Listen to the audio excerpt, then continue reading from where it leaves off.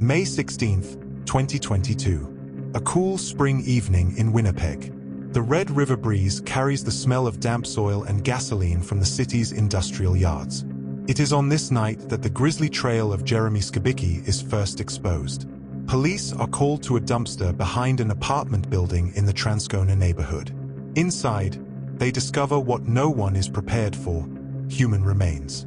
At first, the pieces of the puzzle are unrecognizable, mere fragments of what had once been a person. But soon, the victim's identity is confirmed: 24-year-old Rebecca Contois.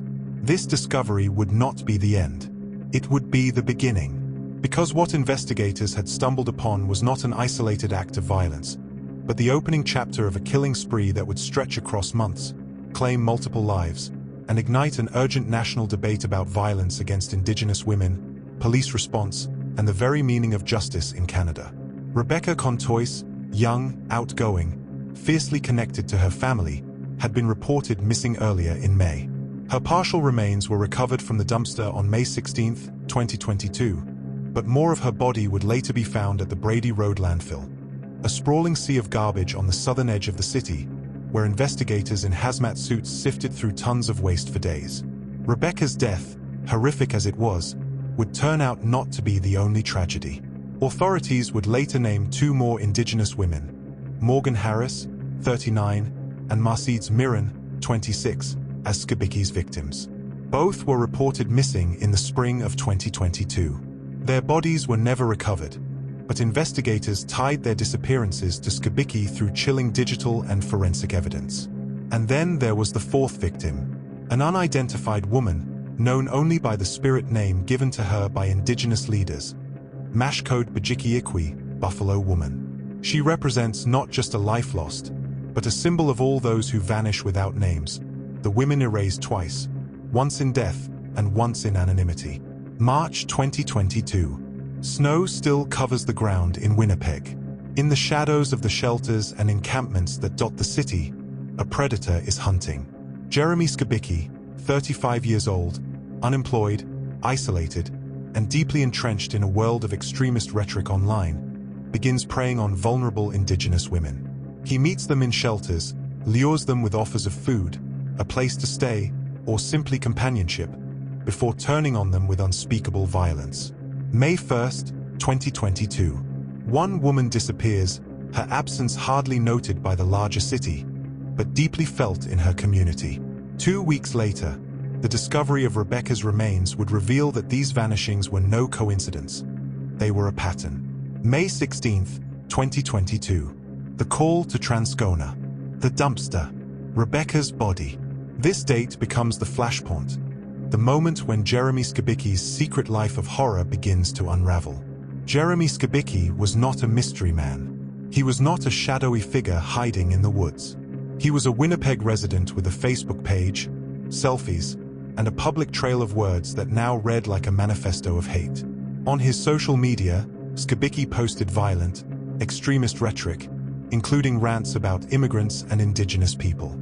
He shared images that glorified violence, spoke openly of domination and control, and even referenced serial killers. To those who looked closely, the danger was in plain sight. Neighbors would later recall seeing him carry large garbage bags out of his apartment in the weeks before Rebecca's remains were found. Some thought nothing of it. Others felt a quiet unease. But no one could have imagined the truth: that inside those bags were the bodies of murdered women, discarded like trash. Psychologically, Skibicki fit the profile of what criminologists call a mission-oriented killer, someone who believes they are purging society of a group they deem undesirable.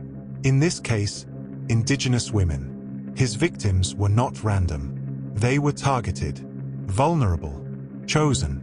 When confronted by police after Rebecca's remains were discovered, Skibicki initially denied everything. But the evidence mounted quickly: surveillance footage, witness accounts, forensic traces linking him to the crimes. Finally, the dam broke. Skibicki confessed, not just to killing Rebecca, but to killing 3 more women in the months prior. His words were chilling. According to reports, he showed no remorse, describing his actions as deliberate and justified in his own twisted worldview. To investigators, it was not just a confession. It was the opening of a deeper abyss. As the investigation unfolded, Indigenous leaders in Winnipeg voiced a painful truth. This was not just about one man's evil, but about a system that had allowed him to hunt. For decades, Indigenous women and girls in Canada have been disproportionately targeted by violence, often with slow or insufficient police response. The case of Jeremy Skibicki became a lightning rod. Why were shelters not safer? Why had warnings about his behavior not been acted upon sooner? And why, once again, did it take the discovery of a body before anyone listened to the voices of Indigenous families crying out that their loved ones were missing? Community vigils began springing up across Winnipeg. Posters of the missing women lined fences and telephone poles. Candles flickered in the cold night, prayers rising into the prairie sky.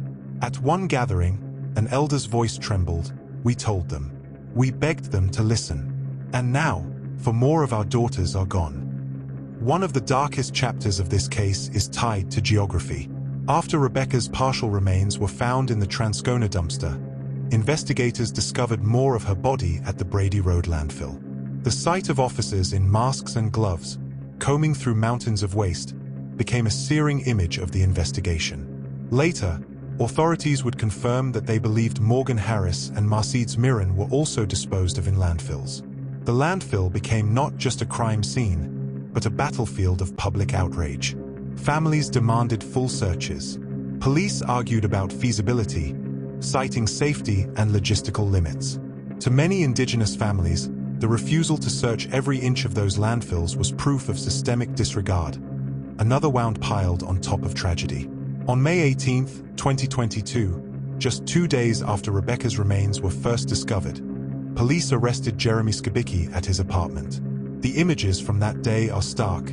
He is led away in handcuffs, his face calm, almost indifferent. The charges escalate rapidly: first-degree murder for Rebecca Contois, then additional counts for Morgan Harris, Marcedes Myran, and the unidentified Buffalo woman. As details emerge, so does the horror. For women, taken within a span of mere months. For lives ended in brutality, discarded in dumpsters and landfills.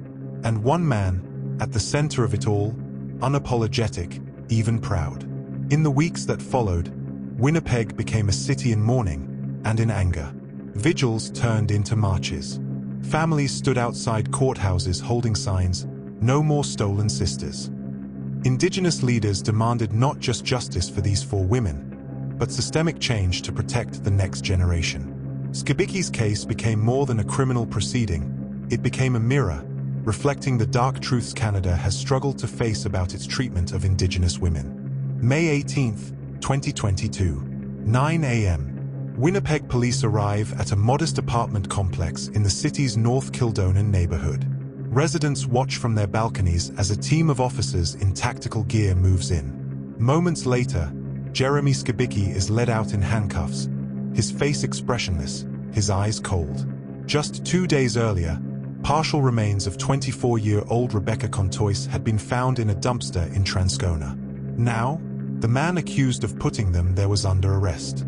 The city exhales. But for families of missing Indigenous women, this is not closure.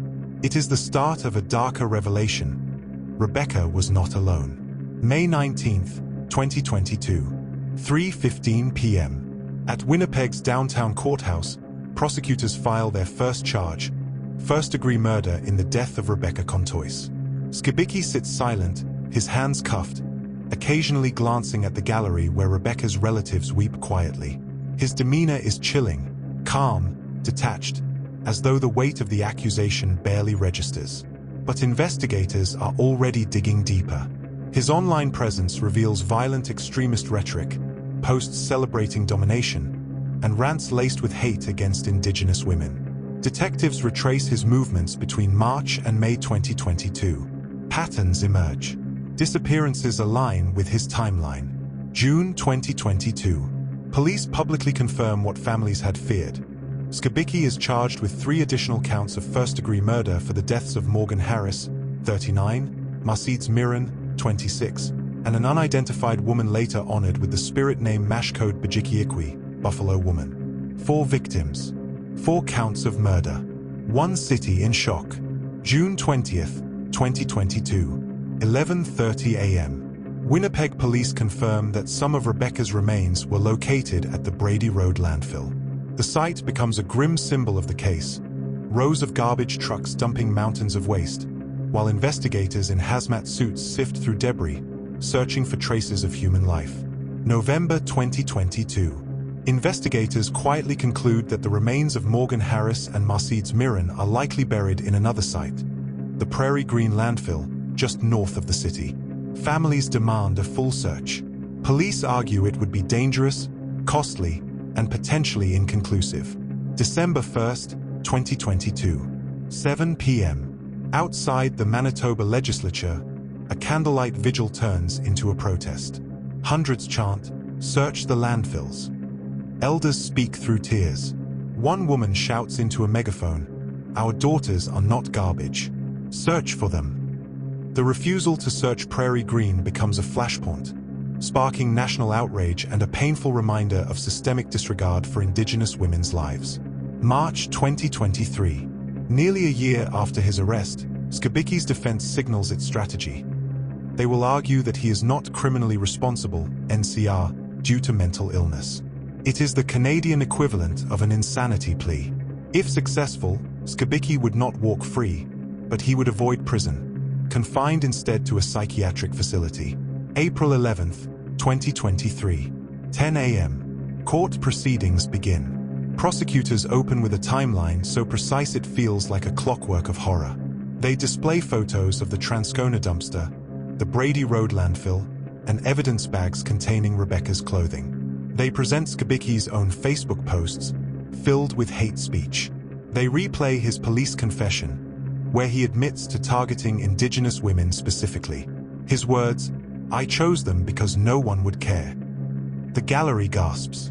Rebecca's mother covers her face and sobs. April 14th, 2023, 2:45 p.m. The defense calls psychiatric experts. They argue that Skibicki suffers from schizoaffective disorder, claiming he was experiencing delusions and hallucinations during the killings. They describe him as detached from reality, a man acting under the grip of mental illness. But prosecutors push back. They highlight his methodical disposal of bodies, his internet searches, and his careful concealment of evidence. They argue these are not the acts of a man in psychosis, but of someone calculating, cruel, and fully aware of his actions. One prosecutor's voice echoes across the courtroom. Mental illness is not a shield for hatred. This was not madness. This was murder. May 2023, 8 a.m. Outside the courthouse, families of the victims hold photos of their daughters. Morgan Harris's daughter, standing in the cold spring air, addresses reporters, "My mother was more than a victim. She was a grandmother, a sister, a friend, and she deserved to grow old." Jeremy Skibicki took that from us. Another family member of Marcedes Myran holds a handmade sign, "Justice for Marcedes." Their voices pierce through the legal jargon, grounding the case in raw human loss. June 23rd, 2023, 4:10 p.m. After weeks of testimony, the judge delivers the decision. The gallery is hushed. Cameras flash. The words are clear. Jeremy Skibicki is guilty of all 4 murders. His insanity defense is rejected. The court finds that he knew exactly what he was doing, that his actions were deliberate, calculated, and rooted not in delusion but in ideology and hate. The sentence, life in prison without the possibility of parole for 25 years. Gasps of relief and grief mix in the courtroom. Some family members weep openly. Others clutch each other, whispering prayers. For them, justice is only partial. Their daughters will not return. The landfills still hold secrets. But Skibicki will never walk free again. The case of Jeremy Skibicki is not just about one man's cruelty. It is about a system that failed to protect vulnerable women. It is about a country grappling with the ongoing tragedy of missing and murdered Indigenous women and girls, MMIWG. It is about a landfill that became a grave, and a society forced to ask, how many more? July 2023. Marches sweep across Canada, from Winnipeg to Ottawa. Signs read, "No more stolen sisters." Indigenous leaders demand systemic reform, better protections for women, accountability for police inaction, and national recognition that Indigenous lives matter. How many more women were targeted but never identified? Why did Skibicki feel emboldened to act in broad daylight, to post his hatred online, to believe he would never be caught? And perhaps most hauntingly, what will Canada do to ensure this never happens again? Here at Crimes Uncoded, we're not just telling crime stories. We're breaking down the legal codes that define them. The sealed affidavits, the disputed evidence, the battle between defense and prosecution. This is where the real story of justice often lives. Make sure to subscribe, because next up, the perfect murder and the law that couldn't touch it.